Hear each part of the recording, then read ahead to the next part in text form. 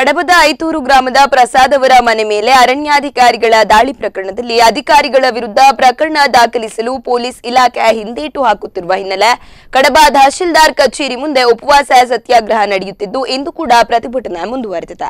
ಉಪವಾಸ ಸತ್ಯಾಗ್ರಹ ಸ್ಥಳದಲ್ಲಿ ಪ್ರಸಾದ್ ಅವರ ತಾಯಿ ಪ್ರಜ್ಞೆ ತಪ್ಪಿ ಬಿದ್ದಿದ್ದು ಅವರನ್ನು ಕೂಡಲೇ ಆಸ್ಪತ್ರೆಗೆ ದಾಖಲಿಸಿ ಚಿಕಿತ್ಸೆ ನೀಡಲಾಗುತ್ತಿದೆ. ಇನ್ನು ಸ್ಥಳಕ್ಕೆ ನಿನ್ನೆ ಕಡಬ ತಹಶೀಲ್ದಾರ್ ಅನಂತ ಶಂಕರ್ ಭೇಟಿ ನೀಡಿ ಪ್ರತಿಭಟನಾಕಾರರ ಮನವೊಲಿಕೆಗೆ ಪ್ರಯತ್ನಿಸಿದ್ದು ಆದರೆ ಇದಕ್ಕೆ ಜಗ್ಗದ ಧರಣಿ ನಿರತರು ಆರೋಪಿಗಳ ವಿರುದ್ಧ ಕ್ರಮ ಕೈಗೊಳ್ಳುವವರೆಗೆ ಪ್ರತಿಭಟನೆ ನಿಲ್ಲಿಸುವ ಪ್ರಶ್ನೆ ಇಲ್ಲ ಎಂದು ಎಚ್ಚರಿಕೆ ನೀಡಿದ್ದಾರೆ.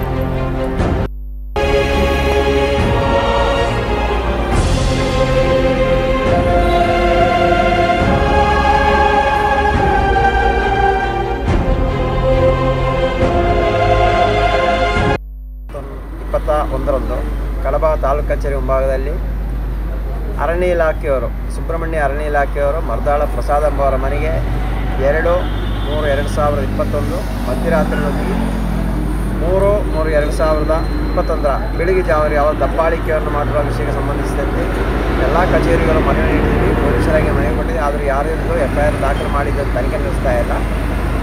ಇದಕ್ಕೆ ಸಂಬಂಧ SP ಅವರಿಗೆ ಕೇಳಿದ್ರೆ ನಮಗಿದು ಬರಲ್ಲ ಅಂತ ಹೇಳೋರು. ಅದಕ್ಕೋಸ್ಕರ ನಾವು FIR ದಾಖಲು ಮಾಡಿ ಇಲ್ಲ ನಮಗಿದು ಅವರ ಕಾನೂನು ವ್ಯಾಪ್ತಿಯಲ್ಲಿ ಬರಲ್ಲ ಎಂಬುದು ಬರೆದು ಕೊಡಿ.